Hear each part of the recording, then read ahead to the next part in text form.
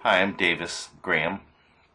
I am dyslexic, and I'm going to show you how I read books on Read Out Loud, which is from Bookshare.org. Bookshare.org is a website which is a source for digital textbooks as well as other books.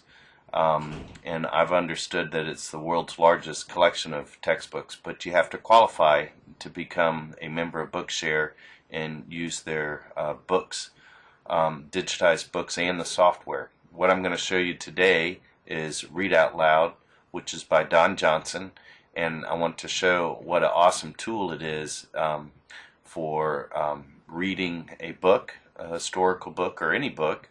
And I want today to kind of put it in the mindset of the school board that it could also be used, this technology could be used for students that don't have disabilities and digital textbooks, so it might be a glimpse into the future. I often say if you can teach a dyslexic, you can teach anybody.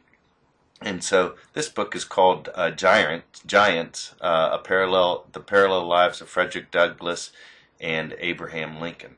And what's nice about some of their new books is you can click right to the chapter you want to go to, and I'm going to read a portion that I've already scoped out ahead of time and show you how I use Read Out Loud to get a little bit more understanding of the book. I read between 300 to 480 words per minute. I've slowed it down to probably 150 words so you all can understand it as it reads to you. The settings are easy. They're right up here. These are the voice settings. I use Microsoft Mary. I'll show you after I demonstrate the tools how fast I read at, and you all may not believe that I can understand it, but later on I'll show you also how you can understand that I understand it. Alright, so we're going to be at a rate of 3, and we're going to start right here. I'm going to click Speak. They were also pragmatists, able to put aside their vast differences and come together as friends. In 1860, Douglas helped elect Lincoln as president. At a time when most whites would not let a black man cross their threshold, Lincoln met Douglas 3 times at the White House. Their friendship was chiefly utilitarian. Lincoln needed Douglas to help him destroy the Confederacy. Douglas knew that Lincoln could help him end slavery, but they also genuinely liked and admired each other. Okay, so there's a word, utilitarian, which I don't know. I'm going to highlight it in green. Then I'm going to go to the internet, and it's going to tell me what utilitarian means, and I can have it read to me. Utilitarian means based on the idea that the morally correct course of action is the one that produces benefit for the greatest number of people. ABJ Technical. It was James Mill who was the best publicist for utilitarian ideas on government. The utilitarian is someone with utilitarian views, and one of the greatest utilitarians was Claude Helvetius. Okay, so I'm going to go ahead and get the definition. I'm going to mark it in yellow highlighter so I can reference back to it on the web.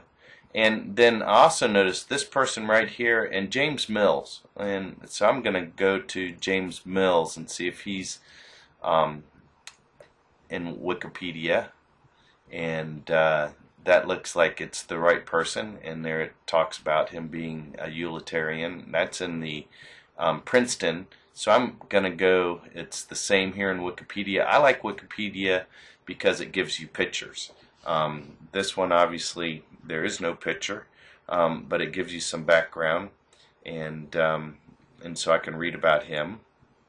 James Mill, April 6, 1773, June 23, 1836, was a Scottish historian, economist, political theorist, and philosopher. He was a founder of classical economics, together with David Ricardo, left square bracket 1, and the father of influential philosopher of classical liberalism, John Stuart Mill. Okay, I'm going to go back, and I also saw another person there that they said was a one of the greatest utilitarians, and that was this person right here. And so I'm going to go ahead and highlight him in pink. That way it's kind of a subcategory, and then I'm going to look him up on the web, and I'm going to read about his life.